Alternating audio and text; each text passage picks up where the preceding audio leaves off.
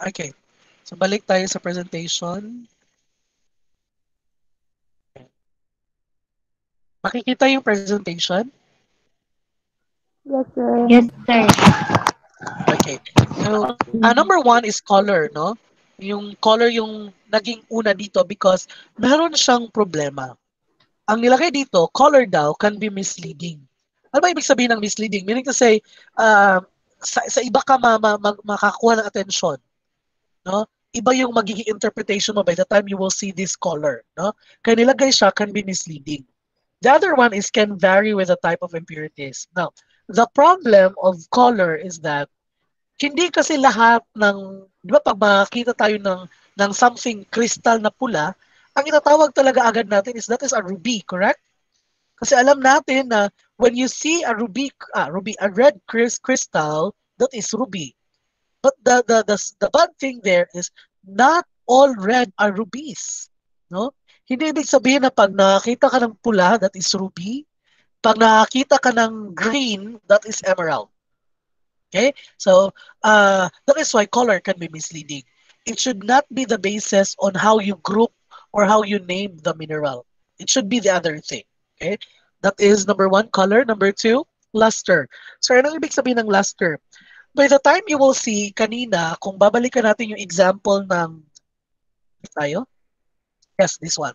Kung titingnan natin yung example ng ating oxides, makikita ninyo yung surface ng hematite is para siyang metal. Tama ba? Para bang metal? Yes, sir. Yes, sir. Yes, Yes, no, sir. very metallic siya kung titingnan, no? Para siyang metal. The same with this, para din metal tong part ng sulfide. Now, when it comes to luster, ang ibig sabihin, by the way, if you are to research luster, maraming kinds and types of luster. But ang pinoint out ko lang dito, dalawa lang. We have the term metallic and then we also have the term non-metallic. Okay? Again, pag sinasabing luster, that is what we call the surface reflection. If you are to look at here, our example, pyrite daw has a metallic luster. Why? Because if we're going to look at pyrite, meron siyang metal na surface, correct? Yes, sir. Yes, sir. Yes, Yes, sir. sir. And then if you are going to look at calcite, ang calcite natin, wala siyang surface reflection. Kaya ang tawag dito is dull, no? Non-metallic. So for luster, ang ating lang basic knowledge on luster is metallic and then non-metallic. Okay. Next, luster is independent of color. So ang ibig sabihin daw, kung kahit ano man yung kulay na tinatawag nating mineral, hindi siya yung basihan kung ano yung magiging reflection niya. Kasi there are some na, for example, ang kulay ng mineral is green. Pero pag ilalagay mo siya under the sun, ang surface reflection niya ay hindi green, magiging yellow or magiging orange. So that is why nilagay dito, luster is independent of color. Minerals of the same color may have different lusters, and minerals of the same luster may have different colors. Now, meaning to say, luster cannot be our sole basis to identify the name or the group of the mineral.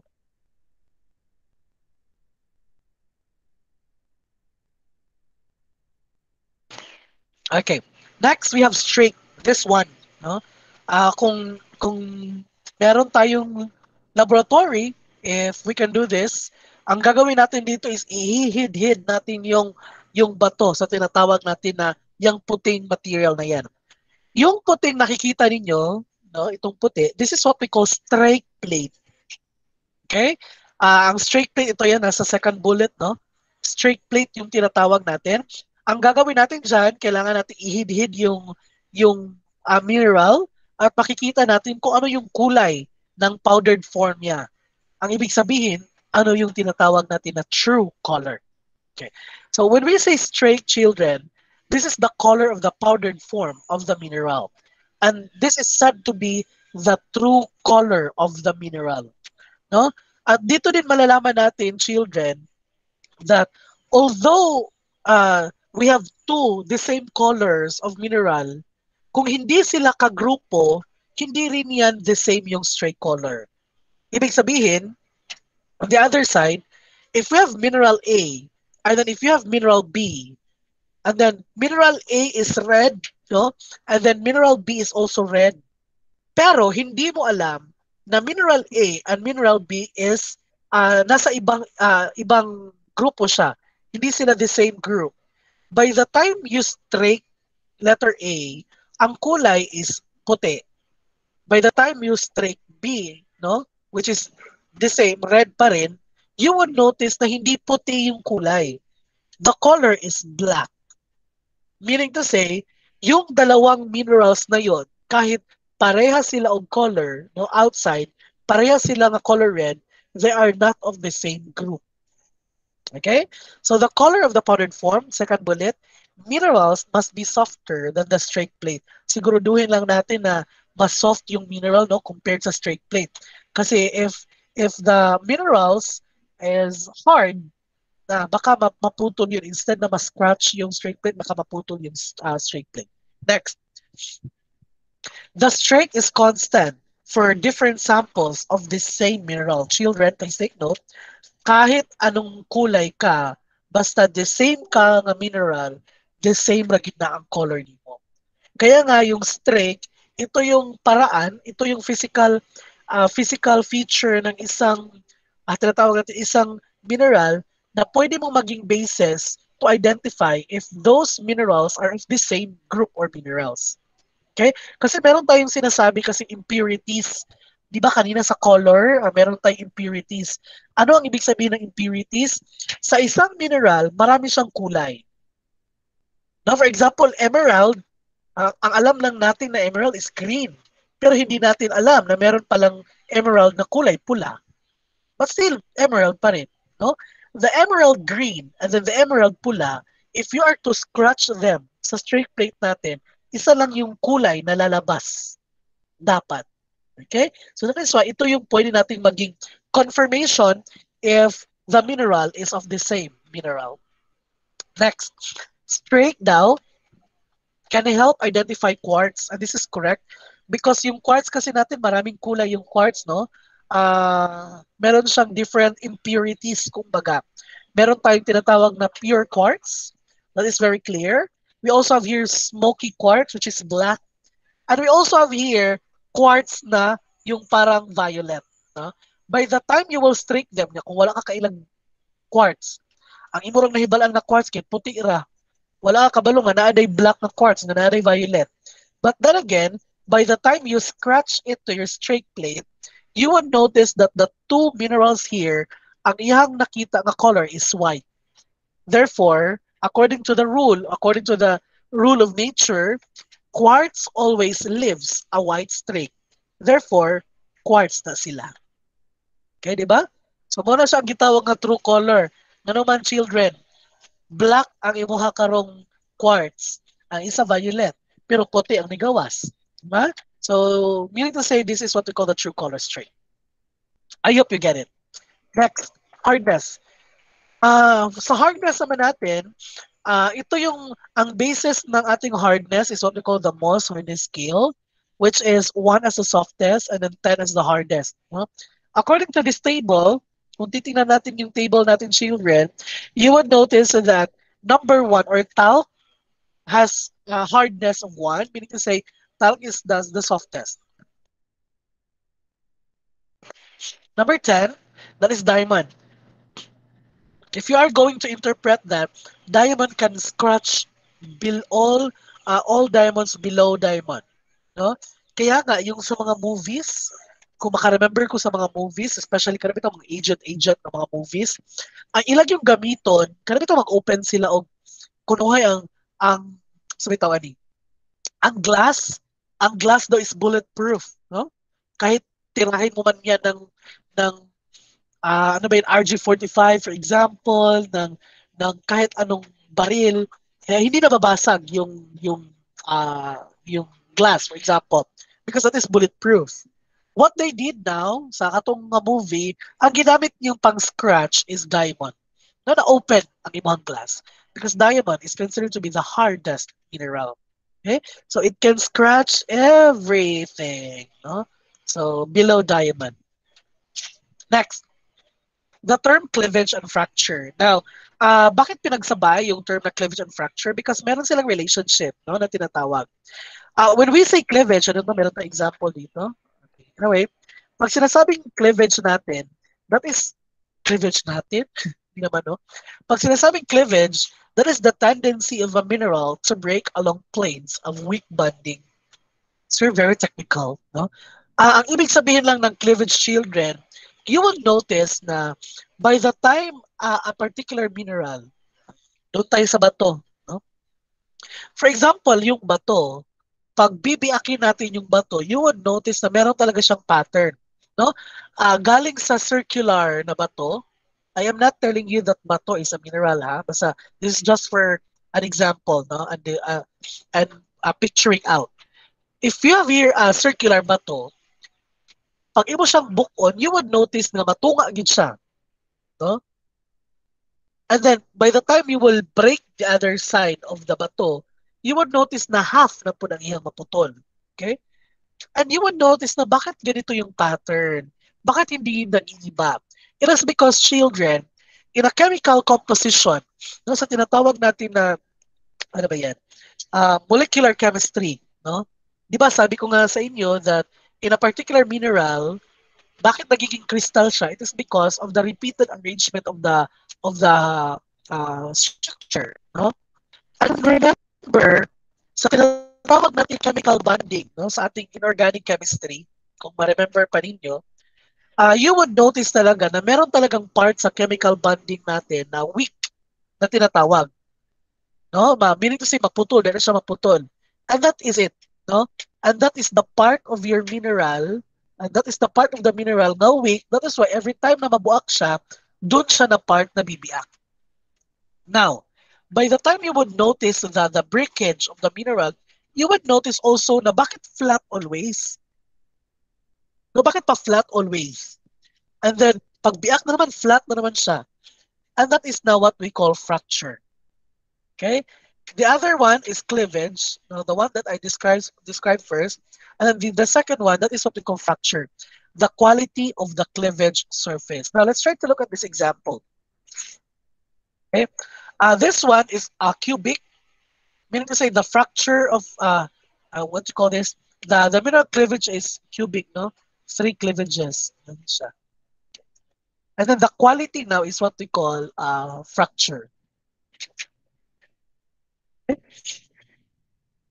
Next, other properties, we have attraction to magnets kasi nga meron talagang ibang mga tinatawag nating minerals, especially meron siya contain ng mga metallic, no, ions, maka-attract talaga siya ng magnets. Bending of light, yes. Like for example, yung mga crystal clear natin ng mga minerals, they can actually bend light.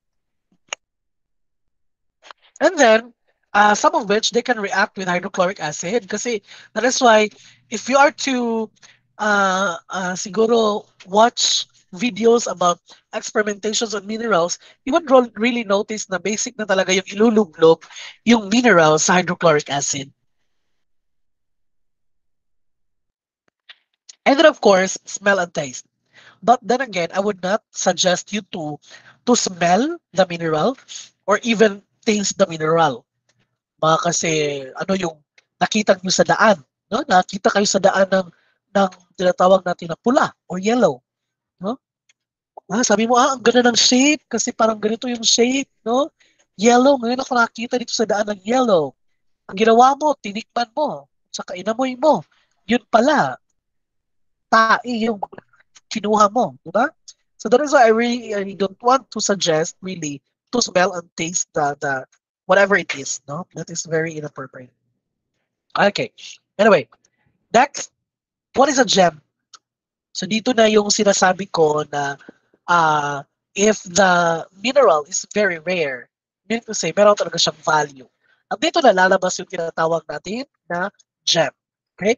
So a mineral or rock that is rare and has a value, that is what we call gem.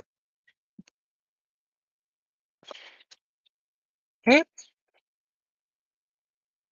Next, question so far about minerals.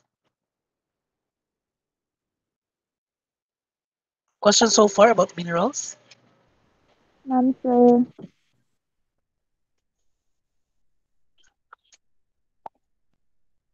Okay, so let's proceed to rocks.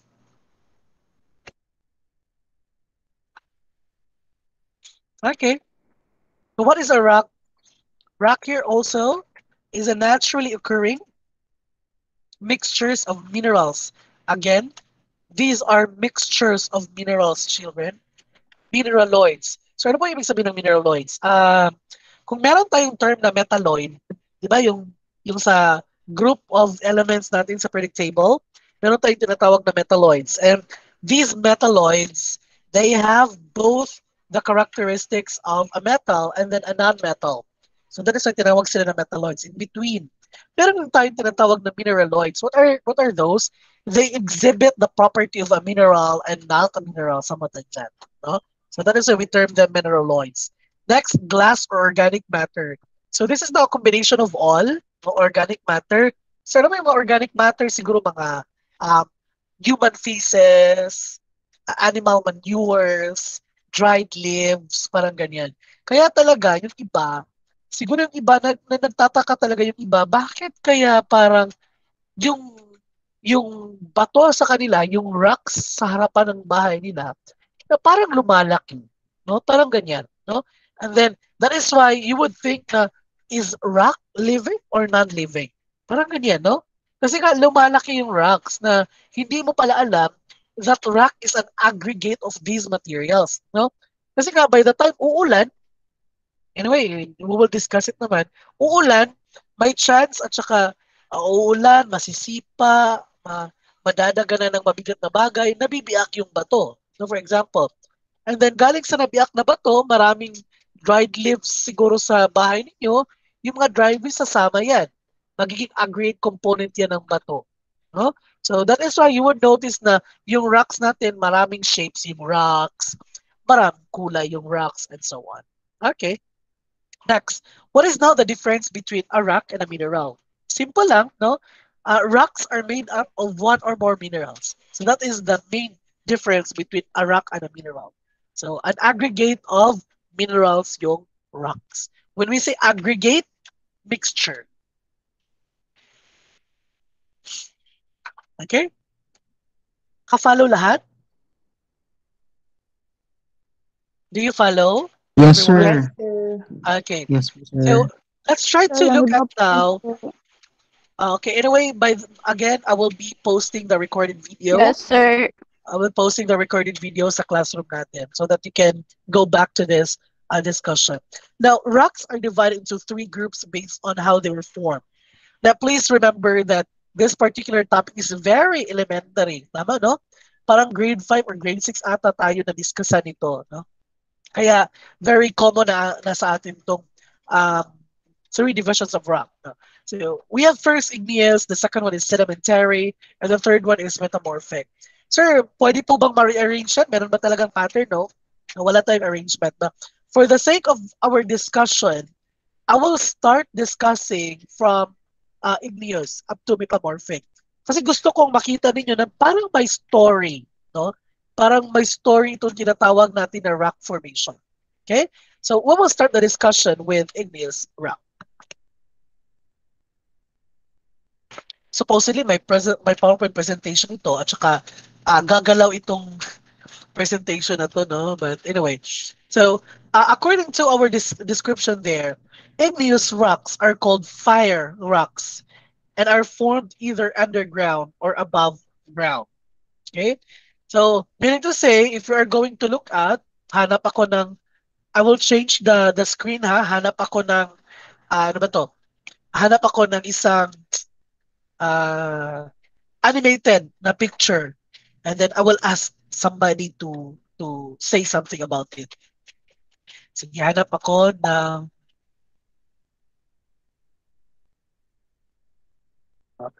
be ready. Huwag mahiya ano ha, magsalita kasi parang nag-uusap lang naman tayo dito.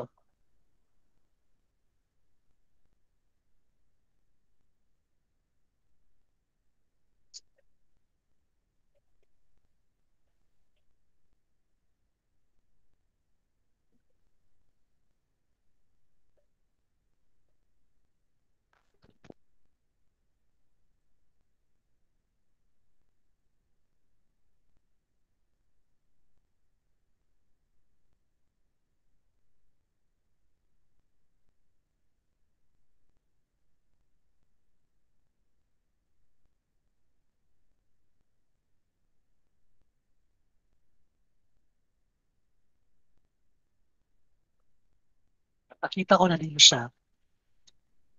Okay, so I will change my screen.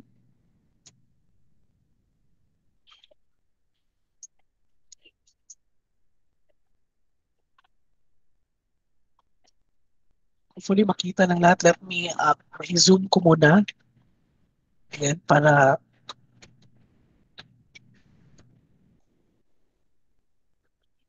okay. Sige. I'll change my screen and like kindly look at the uh, picture.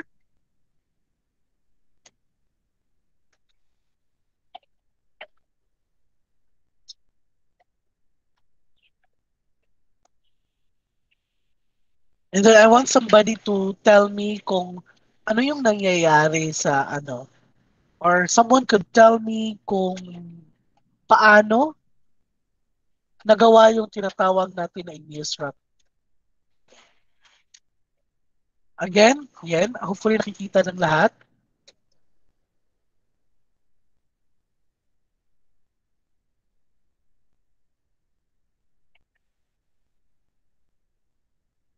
Nakikita ba? Yes, sir. Okay.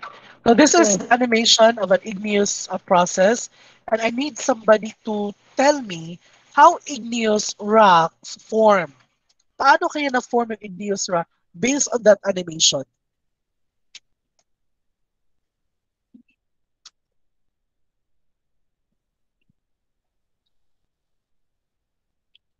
You just have to turn on your Sir? mic and then you can talk. Yes. Your name, please. Your name.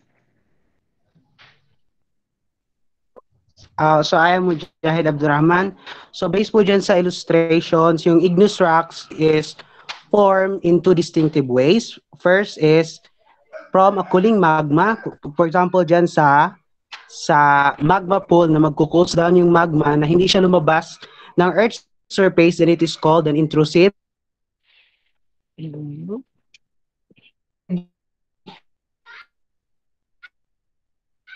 igneous Mujahid? rocks. And Okay. others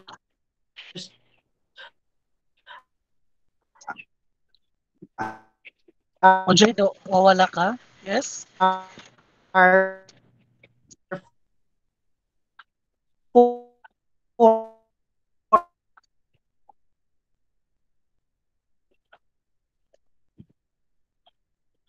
from a cooling lava. When we say lava, yung nag-erupts na siya, on the surface na siya. Then pag yun, nagiging igneous rock na siya. Very good. No, I actually get that. Although nagpuputol ka, no, Mujahid, pero I get it. Yes.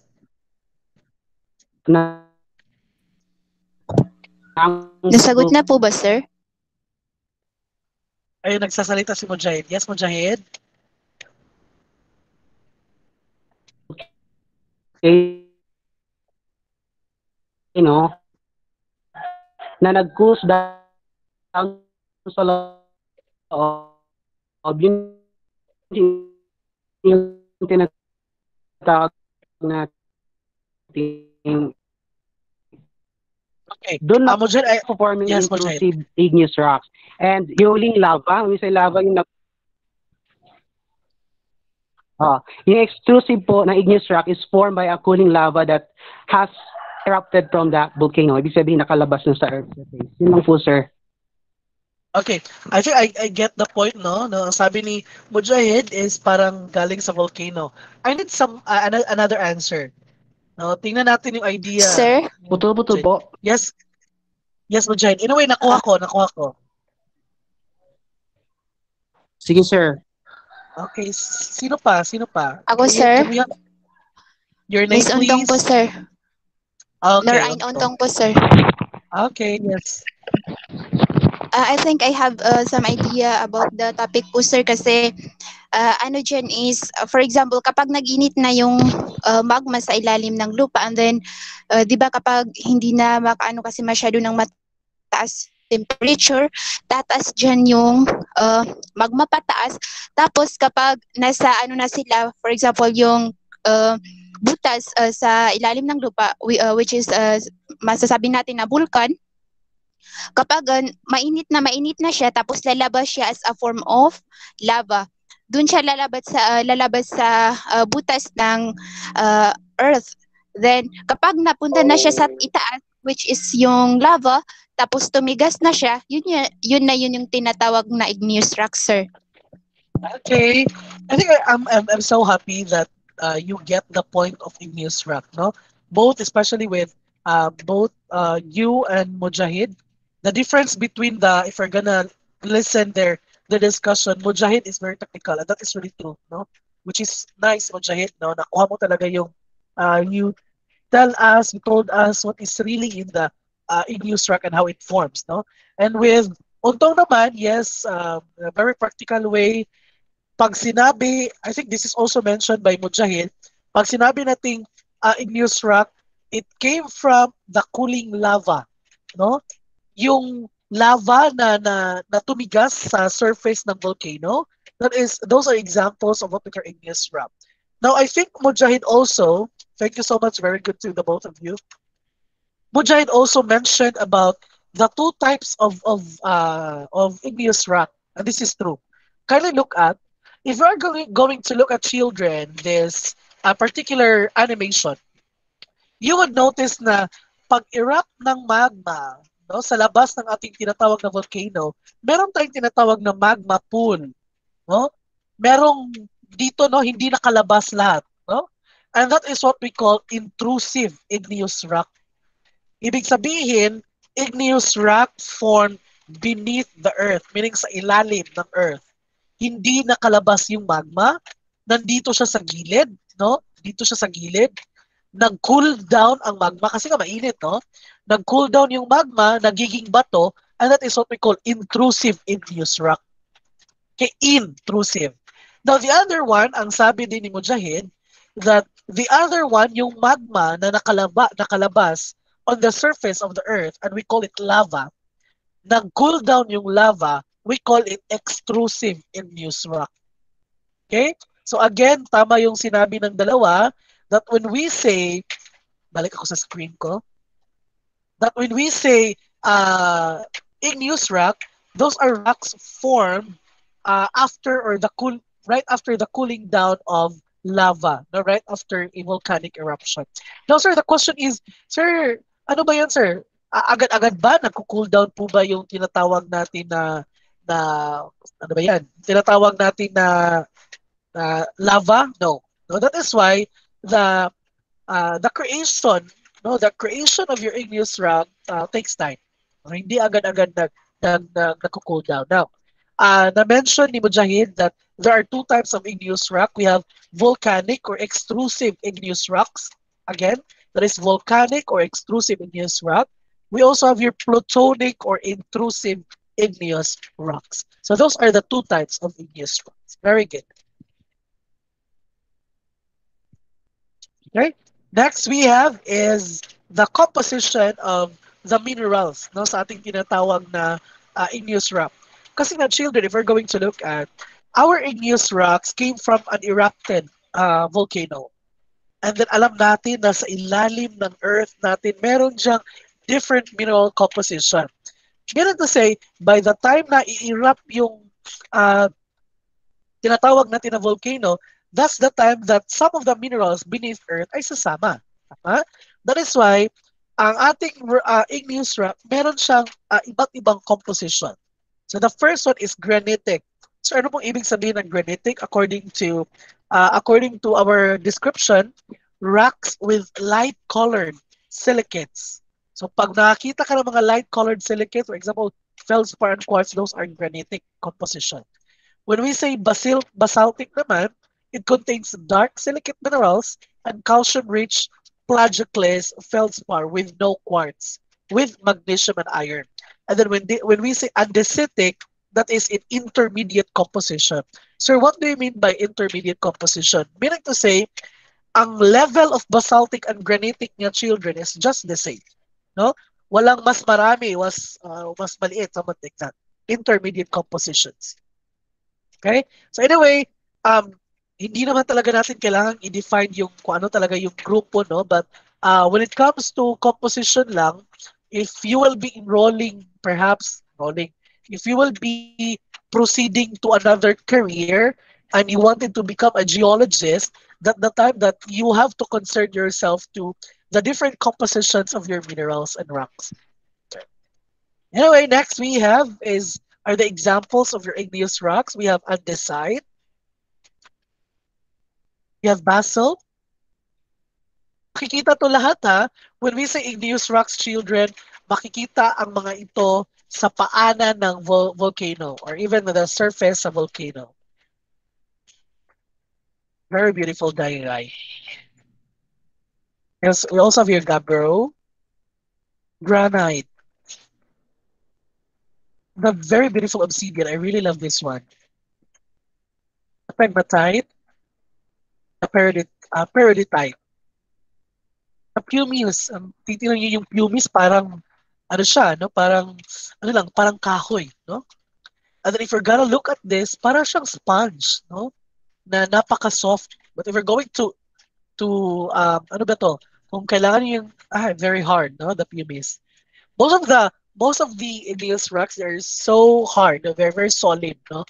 Because of course of the cooling factor of your lava. We have rhyolite, we have scoria. Yung scoria talaga, kung titignan yung scoria, parang nanggaling talaga sa isang mainit na lugar, no? You also have here the welded tuff. Okay, next. Another. Right after, no? Siguro, let's imagine that our igneous rocks, nandyan yan sa paanan ng volcano, nandyan yan sa surface ng volcano natin. Pagkatapos ng ilang araw or ilang years, for example, inulan. So, nag-ulan. Right after that, imagine that by the time nag-ulan sa bukid, what will happen to our rocks, no? So most probably yung rocks natin will ano ba yan? Bababa yan because of first gravity, for example, siguro. Bababa yung tinatawag nating mga bato, yung rocks natin, because baka nasali siya sa tubig, no? So, yan, yung tinatawag natin na Earth external process. So, ito yung magiging story natin. Second story. Now, we have here 3 major Earth's external processes, and we will discuss them comprehensively. I think this is the next lesson, no? So, we have here 3. The first one is weathering. The second is mass wasting. The third one is erosion. Time check, it's 5:09. So when we say weathering, by the way, there are 2 types of weathering. Kindly take note. We have 2 types of weathering. The first one is physical weathering. The second one is chemical weathering. When we say physical weathering, pag sinasabi kasing weathering, if you're going to look at the definition, disintegration and decomposition. So ibig sabihin ang pagbiak, ang pag-disintegrate, ang pag-decompose, paghihiwalay, no? So that is what we call weathering. Disintegration and decomposition of rock at or near Earth's surface. So that is weathering. So when we say physical weathering is the disintegration of rocks, no, at or near Earth's surface, causing with physical attributes. Like for example, naapakan, no? Pag tunog nimo sa bato kay nabuak ang bato. That is disintegration and that is part of physical weathering. For example, you hammered, no? Imo siguro gipukpok og martilyo. Pag pukpok mo ng martilyo sa bato, nabuak ang bato. That is disintegration. That is also an example of physical weathering. Another is umulan. Diba you would notice sa mga ano natin sa kung meron kang parang nakabato siguro, no? Siguro naa siya'y semento. Nakasemento yung labas ng bahay ninyo. And then meron siyang doon parati na naigo siya og tubig permanently. You would notice na yung semento magiging ano siya, parang may butas, no? Mabubutas siya because of the ulan, no? Because of the ulan na palaging tumutulo, you would notice na nabubutasan yung tinatawag nating semento. And that is an example of physical weathering. Okay? Another example of physical weathering is ano ba? Yung ugat, Di ba merong mga puno na grabe, sobrang ang laki ng ugat. And then, especially yung ugat, the ugat is very live, no? Very live doon. Meaning to say, buhay na buhay. Meaning to say, nag-grow talaga yung ugat, no? Nag-travel yun siya. By the time na maigo niya ang bato, the bato will break down, will disintegrate. And that is physical weathering. Another example of physical weathering is, for example, sa state tayo, yung bato na buak ang bato.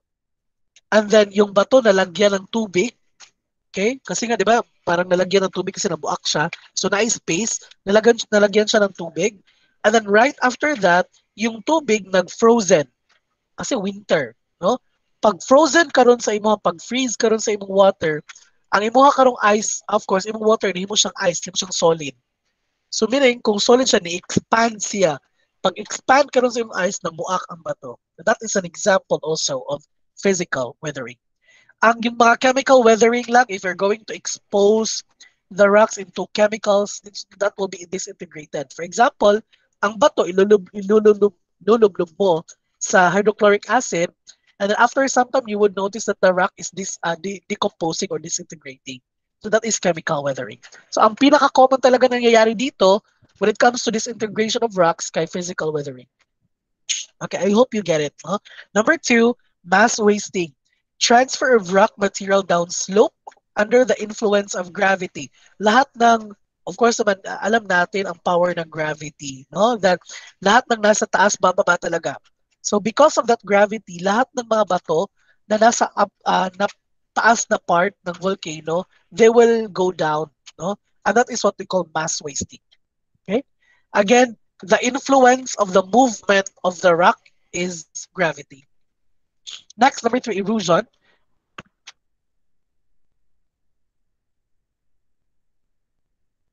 Number 3 is erosion, incorporation and transportation of material by a mobile agent, usually water, wind, or ice.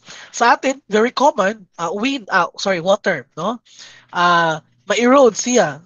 If you would notice yung mga rivers natin, makikita mo ba, by the time na uulan yung river sa bukid, you would notice that meron siyang change of color yung river. Ano yung magiging kulay ng river? Ano ba yung ma-observe natin sa mga rivers ngayon? Ano nang magiging kulay pag uulan? Brown, sir. Magbaha. Brown po, sir. No, diba? Mag-brown na siya. Nagiging brown siya, sir. Yeah, very good. Yes, yes. That is true. Magiging brown siya. And the reason why nagiging brown siya, it is because ang tubig, no, ang tubig nagdadala siya ng lupa at saka yung bato. By the time bato ang madadala niya, because water is running very aggressively, no, because of the current of the water, especially kung malakas talaga yung ulan sa bukid, yung bato, they will be disintegrated. Ano mangyayari, children? Of course, your rocks will be rolled out, di ba? Wala siyang magtuyok-tuyok. And then since bombarded siya ng iba pang material siguro sa tubig na naigo siya sa another bato na naigo po siya sa kahoy, for example. So you would notice really that the color of the river can change siya. Hindi lang yung rason na dahil sa soil but also to the rock components. Okay? So those are the 3 external processes that we had, and because of these 3 children, meron tayong another group, no, another division of rock, and we call it sedimentary rock. Now let's try to look at, I will change again my screen, and let's try to look at the animation on how this sedimentary rock form. I need somebody na naman to tell us kung ano yung nangyayari, no? Hanap muna ako. 15 minutes left.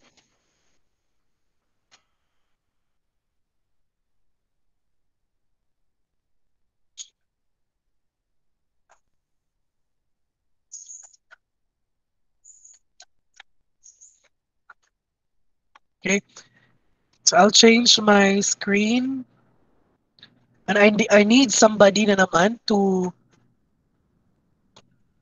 tell us kung paano kaya na-form yung tinatawag natin na sedimentary rocks. I change my screen now. Stop presenting.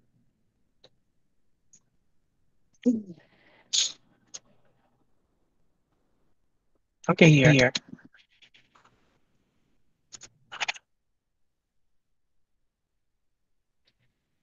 Okay.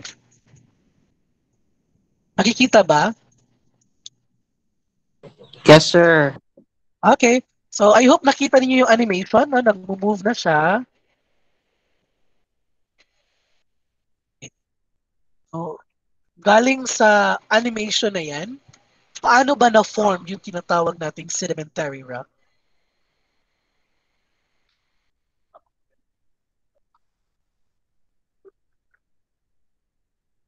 Tingnan natin yung animation.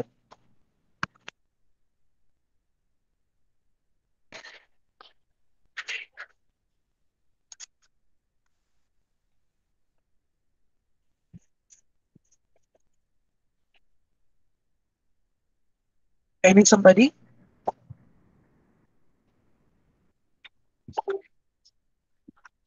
Sir? Yes, your name please. Mujahid, sir. Okay lang? Mujahid ulit. Sige, Mujahid, go. So as we observe, sir, di ba, dyan, from the volcano, yung ano lang known sa atin lang is that sedimentary rocks are formed from igneous rock, but the process on how is yun yung nasa dito na po. So kasi kanina, because of weathering, erosion, and yung mga disintegrated rocks is na-erode siya. For example, tulad nga dyan sa sa riverbed, and then nagpo-form siya ng sediments, kasi sedimentary from the word sediments din naman, na comes from fractures ba of rocks, of igneous rocks that has eroded, that has weathered, then nag-group siya, nag-cemented, nag-sediments, naging sedimentary rock po. Okay, you mentioned about cemented there, and that is actually one of the keywords of describing sedimentary rocks, and that is true. Okay, thank you so much, Mujahid. Another, sino pa ba? Mayroon pa? Junaid? Nag-raise na nga si Junaid. You just have to turn on your mic and then you can talk. Wala na. Okay. So as you notice here, nilagyan talaga ng story, no? Kaya nga sabi ko nga, gawin natin to in such a manner na magiging storya to. So let's try to look at our situation kanina. Did mention about Mujahid, no? From our tinatawag na igneous rock, no? So tingnan natin, siguro ito yung volcano children.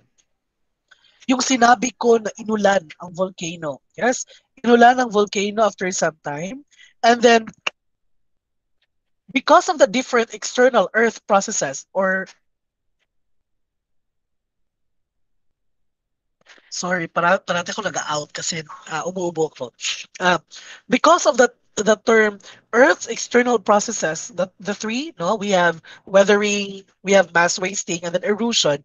Because of those three children, nakagawa tayo ng another type of rock, which is what we call sedimentary rock. And that is true, mentioned by Mujahid, that your sedimentary rocks, they are actually formed, they are coming from sediments. Ano ibig sabihin ng sediments? Yung parang pulbo na bato, no? If you're going to pulverize your rocks, you call them sediments, no? Kaya nga, if you're going to look at the animation children, you would notice na yung yellow na part, nag-increase, no? Nagkataas siya. No? Kaya yung iba, meron kami dito sa Iligan, yung Nasendong. I don't know if you're very familiar with the place. We call it Bayog. Bayog, diri siya sa Iligan. That is also a barangay, no? Bayog. And that Bayog, they term that as Bayog Island. But technically, the term of that is not Bayog Island. We call it Bayog Delta. No? When we say Delta, ang ibig sabihin kasi, if we're going to look at the technical definition kasi ng island is different. No? The formation of island, it causes you to have a convergent, na dalawang plates nag-converge to form an island.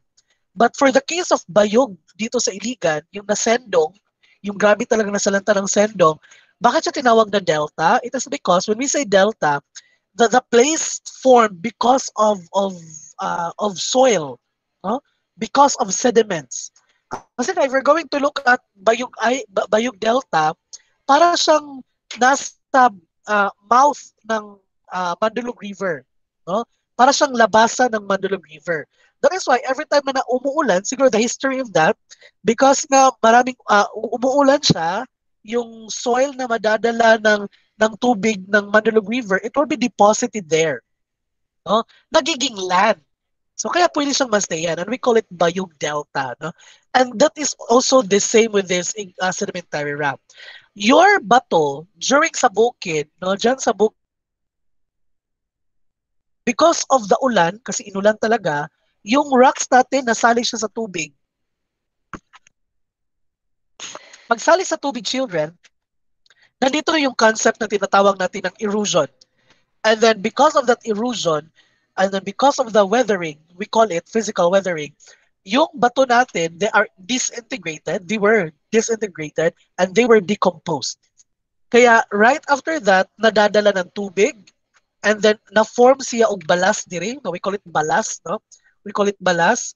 And then you would notice na on the below part, no, of the sedimentary rock, na first layer, kining sa dagat, kung titingnan niyo, children, dito sa ilalim sa dagat, sa blue, you would notice na meron diyang yellow, no?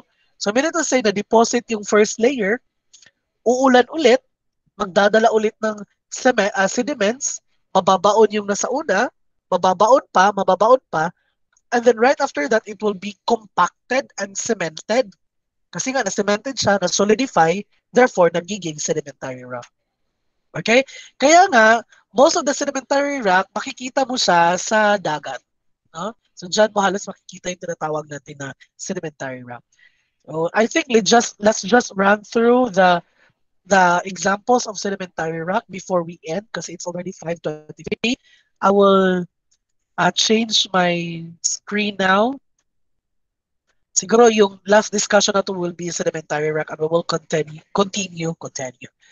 this one next meeting, which is tomorrow. No?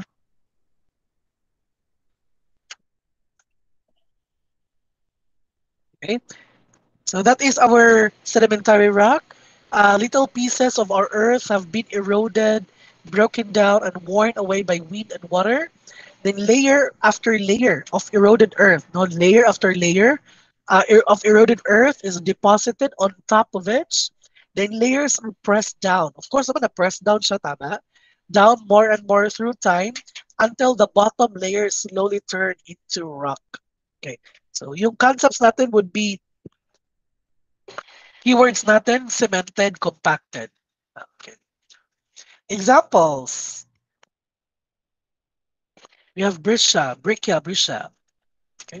Kung titignan niyo actually yung tinatawag natin na sedimentary rock, para siyang iba't iba yung composition kasi nga iba't ibang rocks, no? Yan.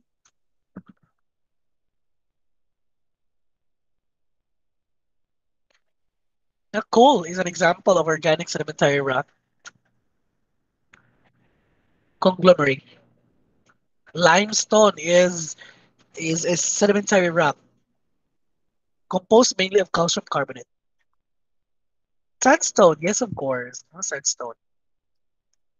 We also have shale. We have siltstone. And that's it. Okay, so we will end our discussion here. It's already time.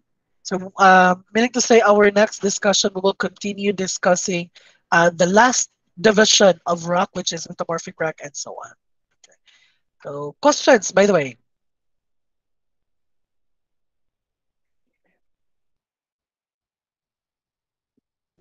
None so far, Okay. sir. So, again, I will be uploading the video sa Google Classroom natin by the time Google Meet will email me because Google Meet will email me the video.